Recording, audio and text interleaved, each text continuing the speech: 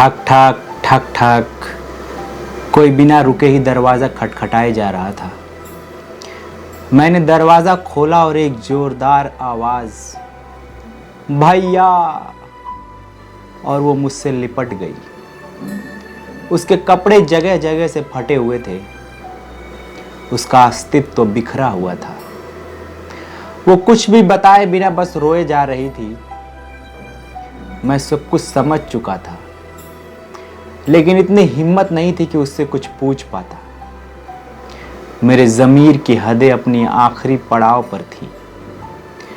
मेरी बहन को नोचने वाले भेड़ियों की धुंधली तस्वीरों को साफ साफ देखना चाहता था।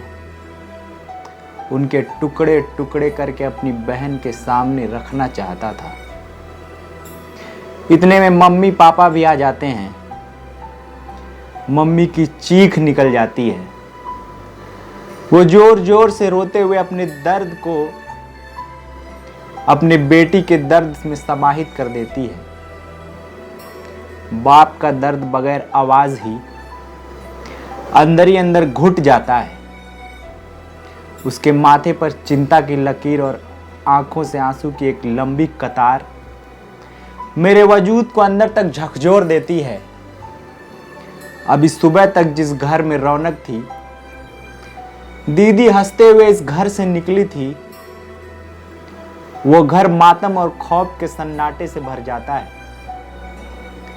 मोहल्ले वाले क्या कहेंगे, दीदी की शादी कैसे होगी, वो बाहर कैसे निकलेगी, जो सवाल उन भेड़ियों के लिए होने चाहिए थे, वो सारे के सारे मेरे घर की दहलीज का हिस्सा बन चुके थे।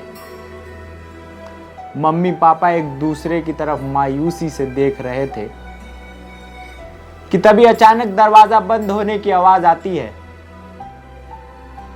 दीदी कमरे में पहुंच चुकी। तभी हम तीनों भागते हैं, लेकिन खिड़की से सिर्फ उसकी बेजान शरीर को लटका हुआ ही देख पाते हैं। ये कहानी आपकी, आपके पड़ोस की, इस देश के किसी भी घर की हो सकती है। क्यों इस देश के कानून और समाज से बलात्कारियों को डर नहीं लगता? डर लगता है तो उन लड़कियों को अपने घरों से बाहर निकलने में जिनके साथ बलात्कार होते हैं। ये सवाल जब तक सवाल रहेगा तब तक बलात्कार होते रहेंगे, तब तक घर तबाह होते रहेंगे। बस अब सहना बंद कीजिए, अपने अपने घरों से बाहर निकालिए और एक कानून बनाइए बलात्कारियों को सजाए मौत की।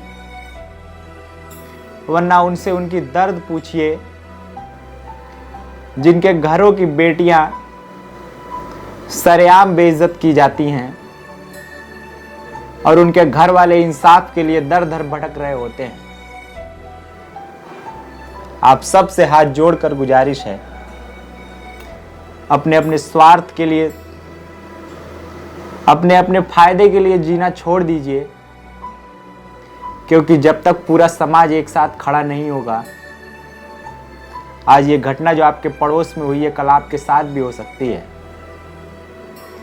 उस दिन का इंतजार मत करिए कि आपके घर वाले भी इन्हीं बलात्कारियों के शिकार हों। उससे पहले ऐसा कानून बना लीजिए कि बलात्कार करने वालों के लिए एक मिसाल बन सके।